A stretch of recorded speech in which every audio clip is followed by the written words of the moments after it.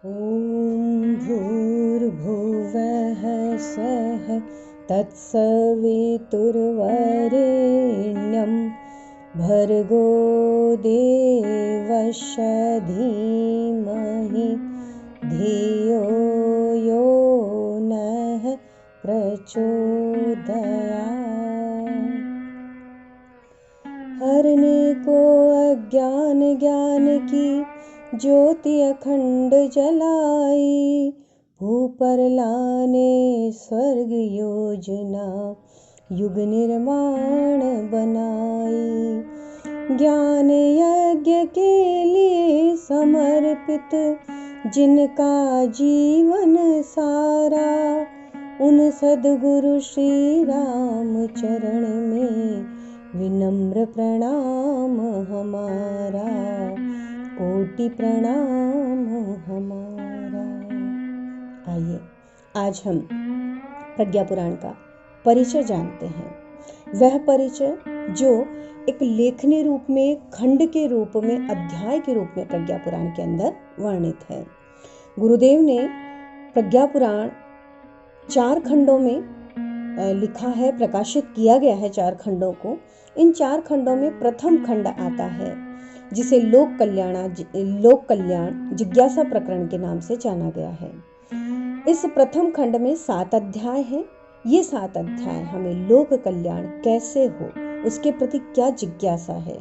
उसके पश्चात आध्यात्म दर्शन, अजस्त्र अनुदान उपलब्धि, संयमशीलता, कर्तव्य परायणता, उदार भक्ति भावना, सत्साहस और संघर्ष, युगांतरीय चेतना, लीला संदोह है।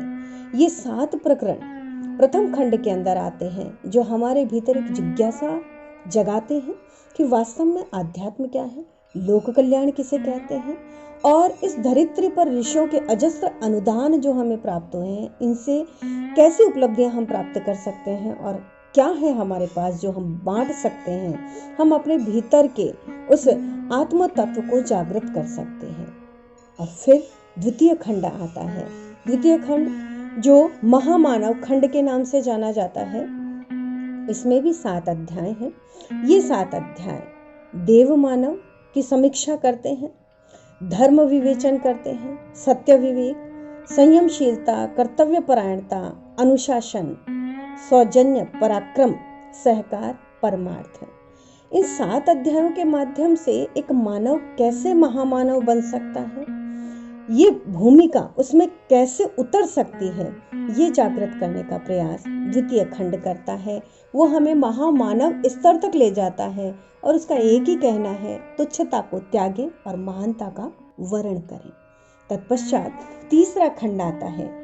तीसरे खंड को परिवार खंड कहा जाता है। इसके अंदर भी 7 अध्याय हैं। ये परिवार की व्यवस्था को बनाए रखने के गुर हमें सिखाता है। गृहस्थ जीवन, नारी का महात्म्य, शिशु का निर्माण, वृद्ध जन जो है उनका महात्म्य, सुसंस्कारिता, संवर्धन और विश्व परिवार। तो एक तरीके से हम कह सकते हैं अणु में विभु को किस प्रकार से समेटा जाए, कैसे परिवार को विश्व के सुदृढ़ आधार स्तंभ के रूप में निर्मित किया जाए, ये हमें सिखाता है परिवार खंड जो तृतीय खंड है। तत्पश्चात चतुर्थ खंड आता है जिसे देव संस्कृति खंड कहा जाता है। ये भी 7 अध्यायों के अंदर वर्णित है। इन 7 अध्यायों के अंदर देव संस्कृति जिज्ञासा, वर्णाश्रम, संस्कार पर्व, तीर्थ देवालय, मरणोत्तर जीवन, आस्था संकट, प्रज्ञावतार, ये 7 अध्याय हमें देव संस्कृति के विषय में जानकारी प्रदान करते हैं कि वास्तव में देवताओं की संस्कृति होती कैसी है।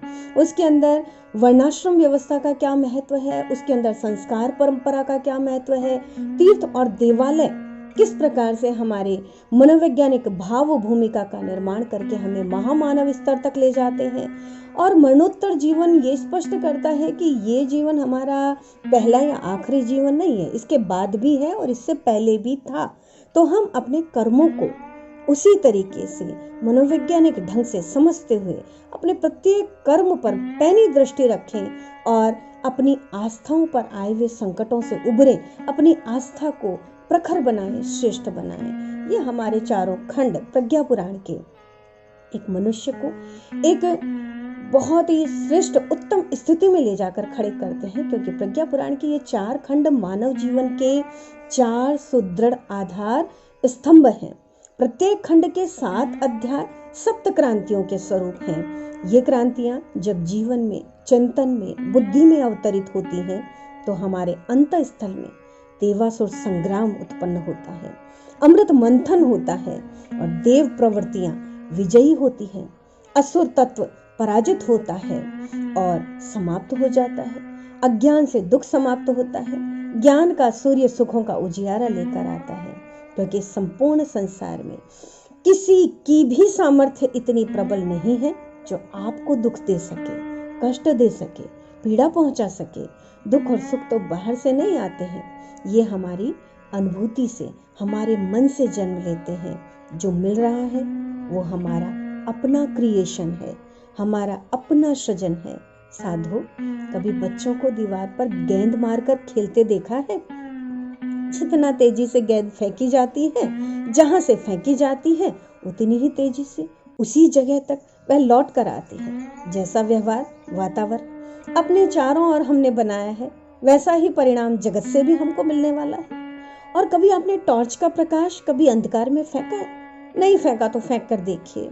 जो वस्तु देखना चाहते हैं प्रकाश दंड वही दिखाएगा। जहां आप टॉर्च का प्रकाश फेंकेंगे वही चीज आपको दिखाई देगी।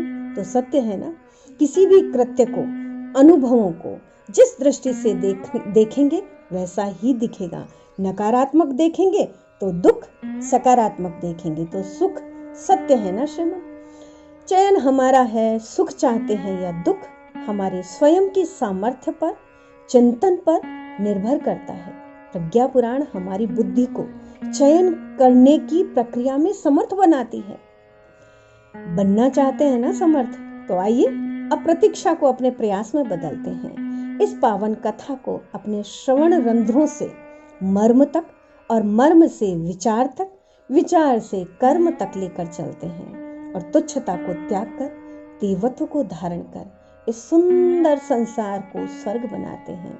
सृष्टा के सृजन का सम्मान करते हैं ताकि प्रसन्न हो सके वो हमारा सृजन करता कि मैंने व्यर्थ प्रयास नहीं किया, मैंने व्यर्थ कृति का निर्माण नहीं किया। धन्यवाद।